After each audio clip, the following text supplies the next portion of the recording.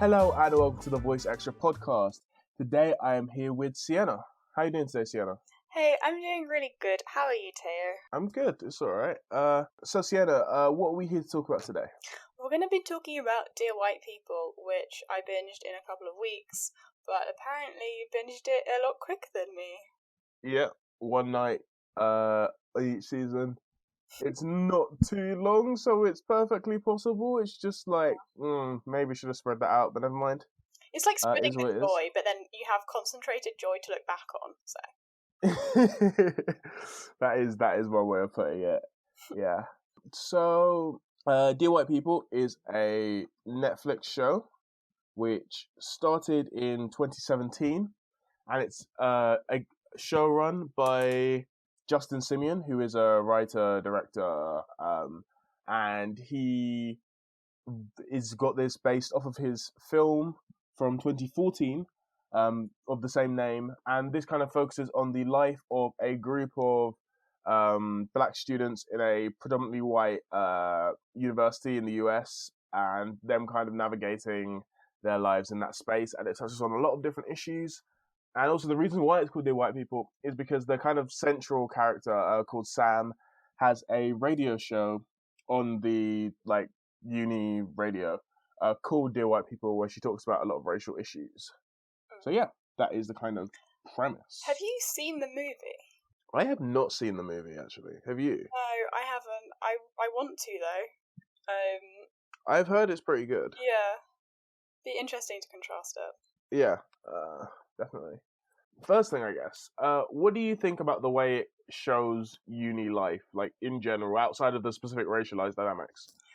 I don't know. I think it's interesting for us to be talking about this as we're both about to go to uni. We have no clue what it's going to be like yet, but from what I can understand, I don't know how old the director is. I can't imagine he is really old, because he still manages to make it quite relevant. But at the same time, there's a few things that make it seem like they're trying a bit hard. I don't know whether it's all of the hashtag references. From what I can tell, people only say hashtag woke if they're either lame or trying to be ironic.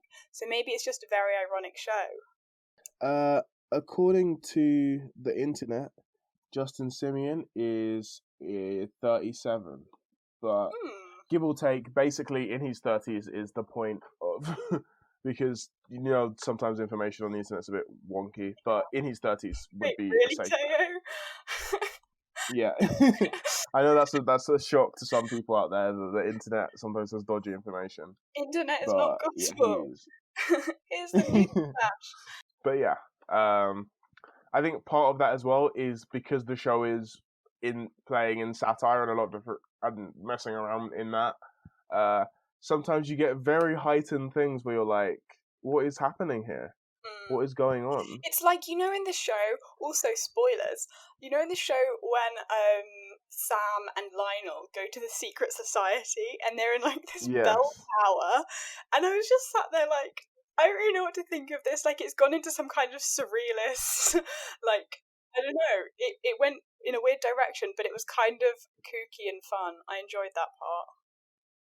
Yeah, it will go in all kinds of directions, and you just kind of are like, yeah, I guess this is happening. This is where we are right now, and it's fun. It's never not fun, but you're sometimes just like, what is this? Yeah. What are we watching? I do feel like Lionel's storyline is the most kind of unexpected, the direction that it goes in.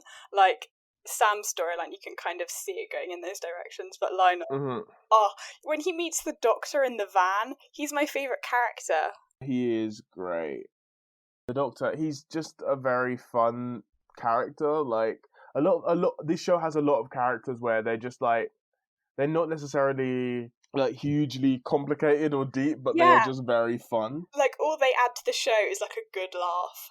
Yeah, and a good line here and there, but it's always very fun and good. I would say. I don't know. I think on the character's point of view, the way each episode is titled chapter 1, 2, 3, 4, and it feels like the chapter of a book, because you get those books where each chapter is from a different perspective, and that's how they do it. Yeah. So it started with Sam, who I guess is kind of the pseudo main character, although we're not probably supposed to do that.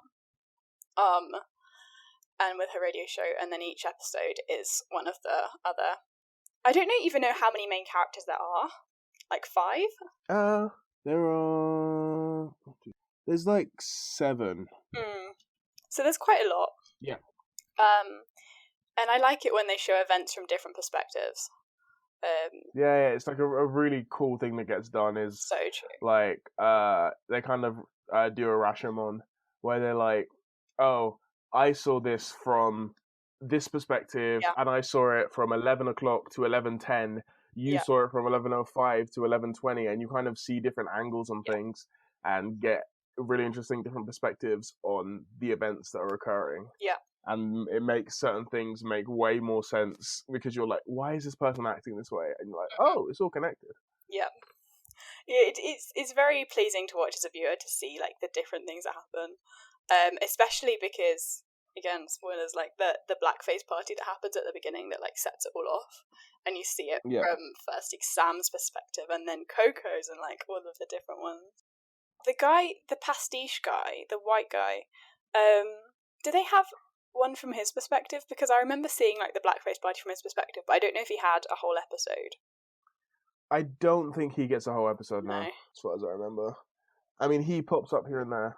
Also, the little history at the beginning, so much fun.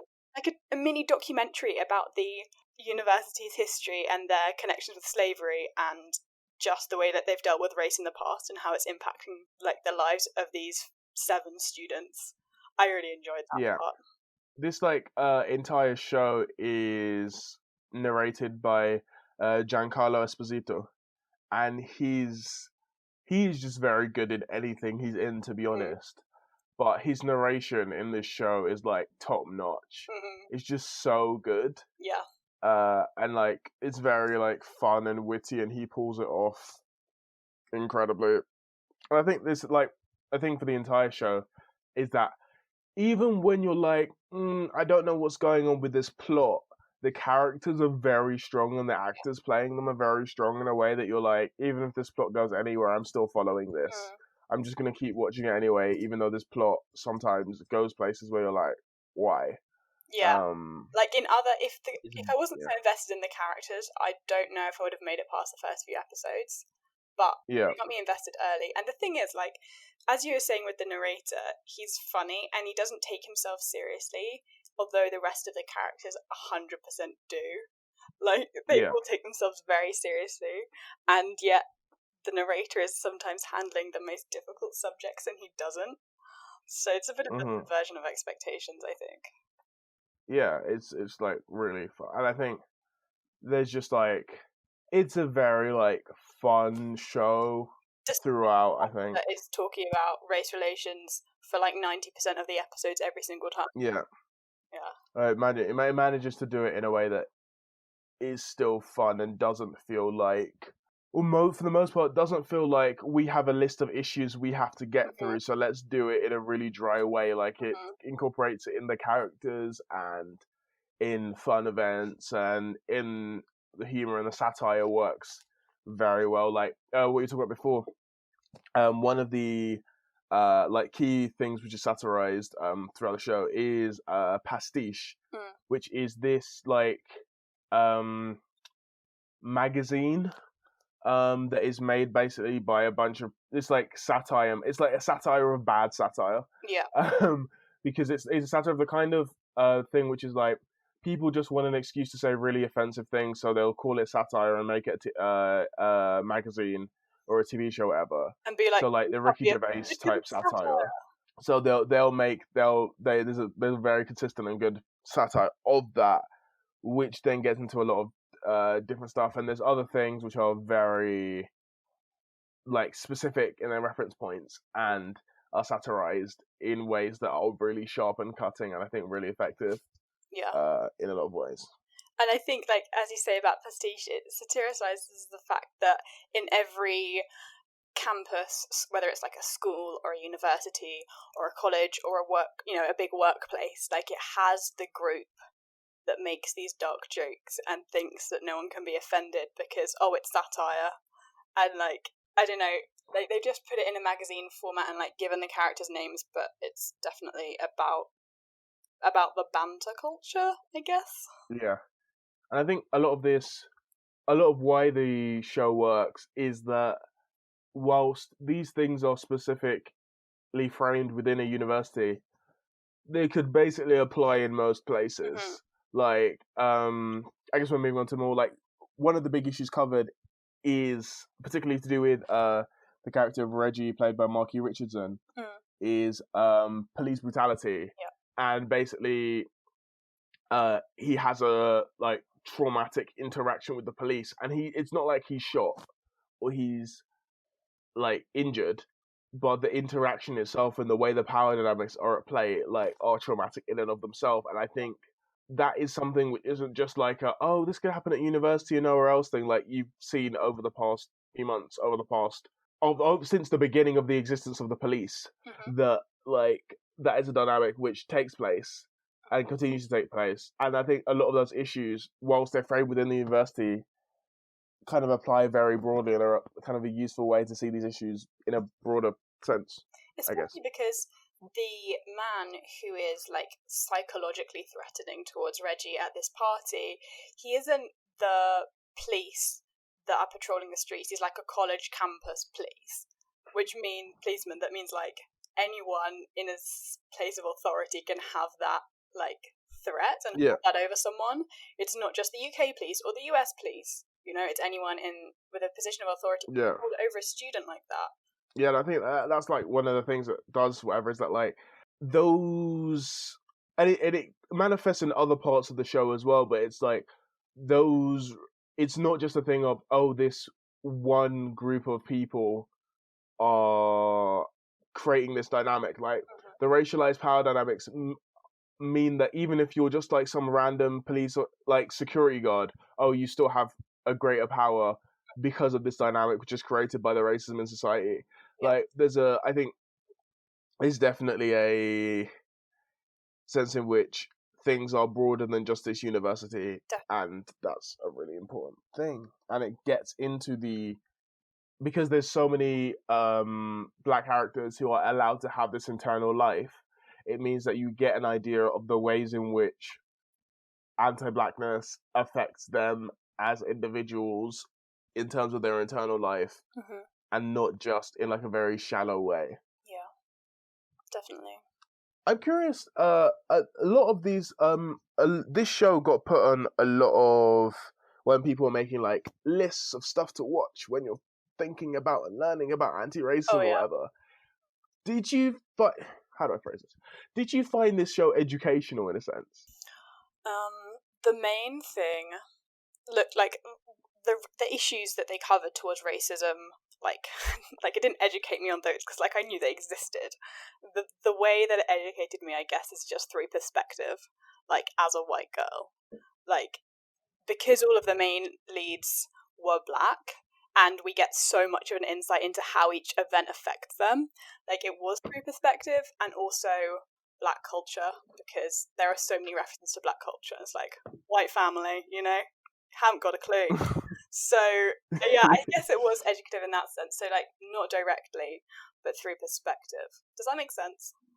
Yeah, I get you, because it's kind of like because I think often a lot of when we move outside of documentary and into like fictional filmmaking, I think what is more effective and often more important when you're moving to fiction rather than non-fiction is that it's less about me educating you on the direct numbers, because to be frank, most people know like on an empirical level that racism and institutional racism or whatever exists. Like it's not rocket science. Like there are so many statistics to prove this.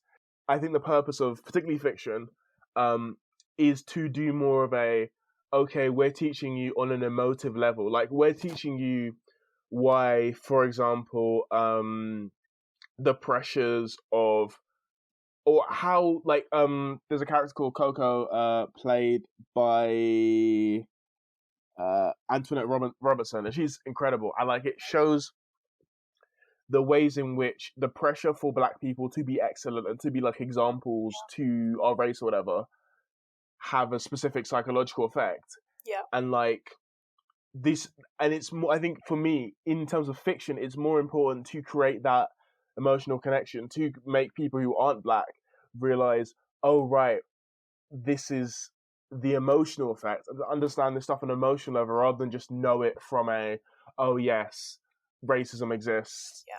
I can quote you these statistics way, because that doesn't necessarily trigger actual action. That just means you're kind of aware these things exist, which I think is the purpose of fiction in like social justice contexts. Yeah, I think I mean, I watched the show because it came up on like my Netflix suggested. So I knew, like, I obviously had heard of it before.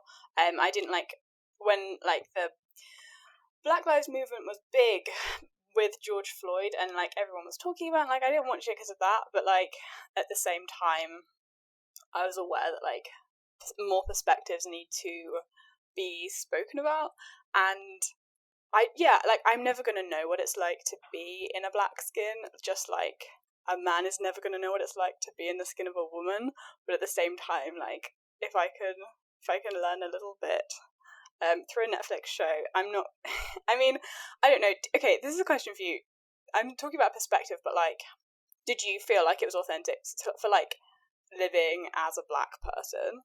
Because it's a Netflix show, and it's not obviously, as we said, it's funny. And it's not super serious, although the issues it talks about are serious. Like, did you think it was authentic in that sense? It's weird because obviously I have never lived in the US, and so it's kind of a different type of Black experience. Yeah. But there are still a few very universal things, and there's a lot of things where you're like, you see it come up in the show, and you're like, yep, I know that, yep, I know that, yep, I know that. And I think why this show works as well is in the sense of, it feels like it's also for Black people as well, because there's some things about racism and about race where you feel like, okay, this is not for people of color or Black people, depending on the context, but this is not for us. This is for the purpose of educating white people about racism and how it works.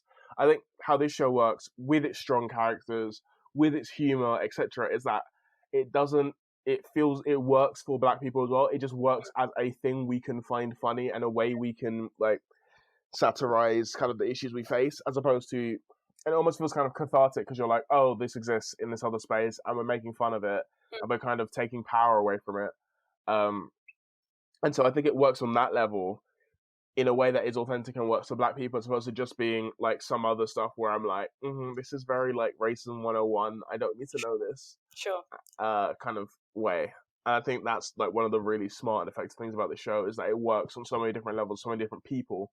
And like you kind of see that as well with the intersectionality throughout. Like there's so many different kinds of Black experience represented, and it's the show in general, there are some exceptions to this, but in general is conscious of the way in which different kinds of Black people experience different parts of Black culture, parts of racism, whatever, differently, and it's really incisive on that for the most part. Yeah, and I think something that's interesting about that is the way, like, as you said, like the way each character experiences, I guess, racism.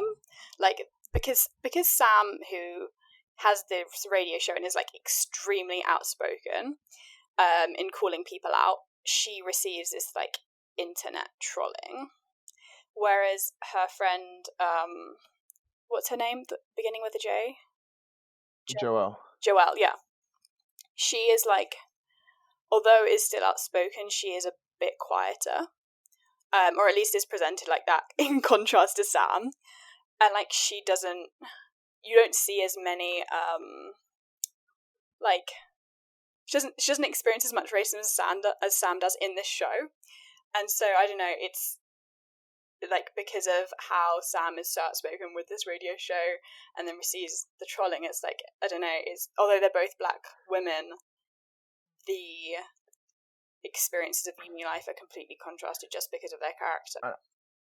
And I think as well, one thing that even complicates that when you get to the third season explores, I think more than the previous ones, is the ways in which the reasons why Joel is quieter.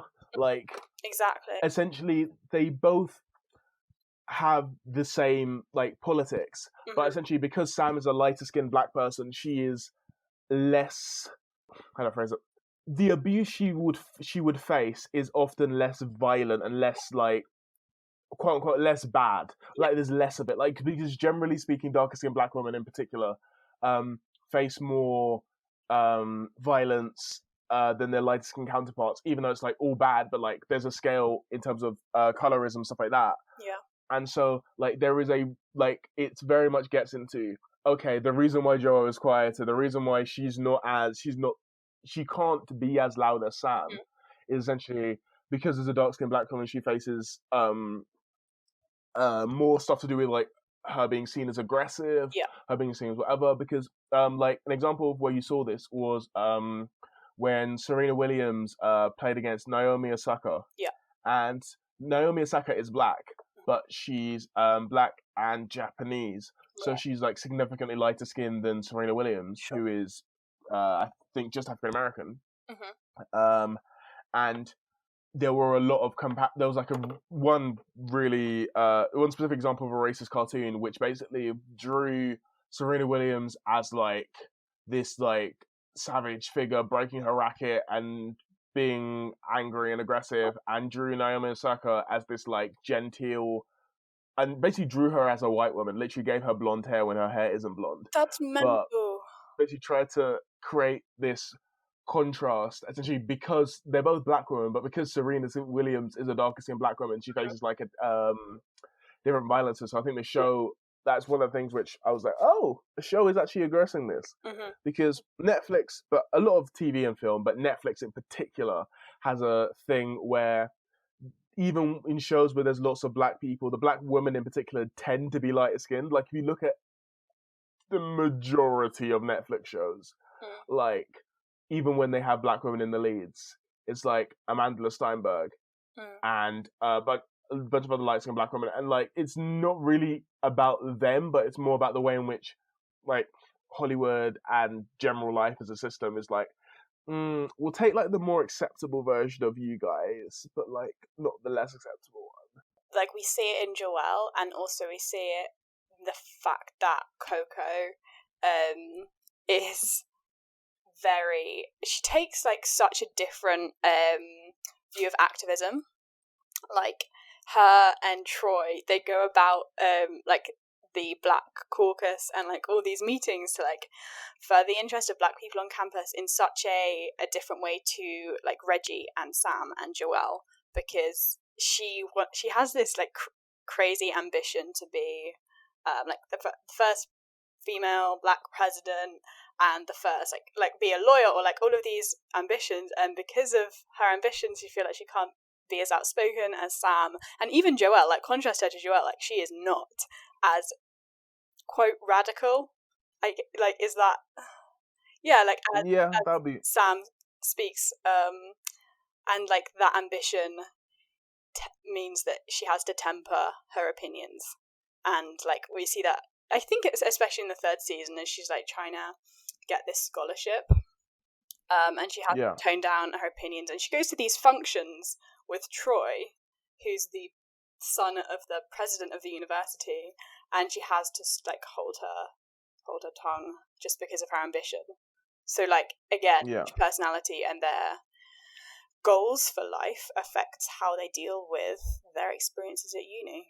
Yeah, and I think it's really, it kind of takes all these like broader conversations about activism and about different types of activism and their effectiveness, and kind of puts them all in this uni context to kind of just like use this microcosm to talk about these bigger issues, which I think is a really effective part of the show. It is super effective because like documentary style, when like you get those documentaries and they use like real stories to illustrate points, which is effective of course, but this way of doing it, it's like in no way is this a documentary, but at the same time it is doing the same thing and exploring issues through people's lives, but they're just fictional, not real. Although obviously it is a lived experiences. So yeah, and I think to kind of bring us to a close, how can, I guess we kind of touched on it already, but how do you think we can bring the issue, or how do you think you can relate this show and the way it portrays this issues to our broader lives? Like, what would you say you're taking from this show into a broader life outside, I guess? The way in which the challenges that every student faces, right? So like financial, or like, I don't know, workload, like there are issues which are universal to all students, that affect some students, like working class students, or black students, worse than other students. I think that really hit home for me. It's something that I was obviously already aware of, but deepened the awareness, and like, as the show is fantastic at doing, makes it personal. That was mine, I think. A little bit wishy-washy. Like, there was no, because it's so emotive, I don't think there's any direct takeaway for me. What about you?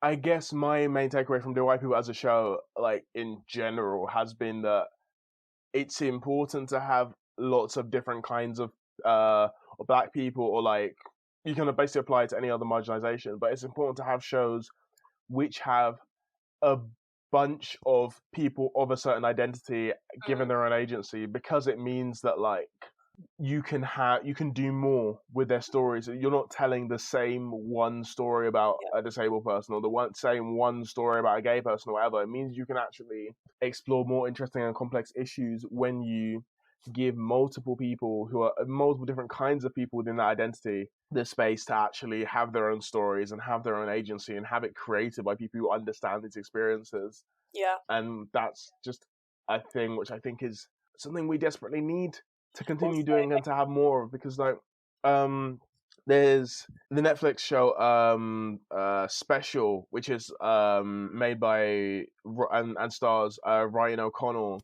who has cystic fibrosis. I'm gonna quickly check that. But he makes a show about his disability, but also just about him trying to live his life as a gay man. Yeah. And when you have more shows which are actually written by the people who have these experiences and are able to incorporate the people with these experiences, I think it's cerebral palsy. Yeah. And when it's written by these people who have these experiences, and you're like, it gives such a different angle, and it gives such an interesting view on these things, which is super important and just necessary, and, to be honest, makes much better stories. Definitely. In general. Because, like, Dear White People, even outside of, like, the incisive way it looks at race, it's also just a very good show with very good performances. Like, it does a lot of interesting stuff with filmmaking. Yeah. So yeah. Also, the fact that, like, as you were saying, because it's so big on identity politics, but at the same time, because all the main characters are black, no one is defined by being black, in the same sense that, like, although one of the characters is gay, he's not defined as a black gay man, because, like, through his interactions. Because I think that if they'd had 7 leads, all of, like, do you get the point I'm trying to make? I can't put it into words, but, like, yeah. That they're not defined by their by the fact that they're not there as a representation of their entire identity. Like, because, like, the show has more than one black gay character, has more than one black bisexual character, etc. Yeah. So you're not like, this person is a stand-in for every black gay person that has ever existed. Exactly, and just because that's their experience, they're not trying to relate desperately to every experience of every black gay man. Like, they're accepting that there are so many different experiences, and it kind of relieves the tension of, like, them desperately grappling at relatability. Yeah, exactly. So, yeah, I think that brings us to a close. What we're basically saying is, go watch this show. Yeah, please. And if people wanted to talk to you about the show, Sienna, where would they find you? Oh, you can find me on Instagram. It's @SiennaJames with a Z at the end. So, today's episode was made possible by Voice Magazine, an online platform for young people interested in art and culture. You can read Voice over at voicemag.uk and find it on Twitter, Instagram, and Facebook as VoiceMagUK. Voice contributors also run our own Instagram account at Voice.extra. So Sedana's will ping up reviews of films she's watched, and there's just been stuff going on there. So go check it out. If you enjoyed this podcast, please consider helping us to make more stuff like this and like other stuff at voicemag.uk/donate.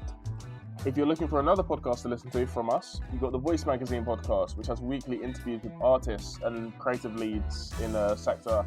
There's so much stuff there. It's great. Go listen. And thank you to Kevin MacLeod for letting us use the track Shaving Mirror. You can find more of his work on incompetech.com. And this podcast was also executive produced by Tom Inniss. So thank you so much, and we will see you next week. Thanks, Taya. Bye-bye.